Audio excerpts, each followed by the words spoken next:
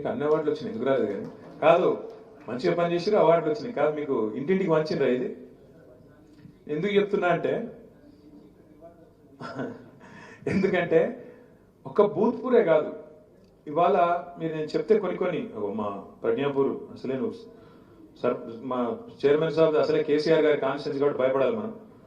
ఇది ప్రజ్ఞాపూర్ గజ్వేల్ది ప్రగతి నివేదిక అన్న రాజ్మోహన్ గారిది వారిది కూడా ప్రగతి నివేదిక.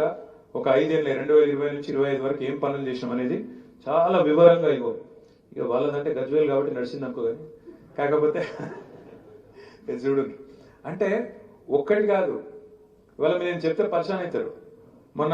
మన నిరంజన్ రెడ్డి గారు, మాజీ వ్యవసాయ శాఖ మంత్రి గారు నిరంజన్ రెడ్డి గారు, వారి వెంబడ మన జోగు రామన్న గారు, మన సత్యవతి గారు, అజయ్ గారు, మిత్రులు కోటిరెడ్డి గారు, ఇంకా మిగతా కొంతమంది మిత్రులతో అందరితో కలిపి రైతు ఆత్మహత్యలు పెరిగిపోతున్నాయి. మళ్ళా కాంగ్రెస్ ప్రభుత్వం వచ్చినాక ఇప్పటికి 420 రోజులనే 412 మంది రైతులు చచ్చిపోయినారు.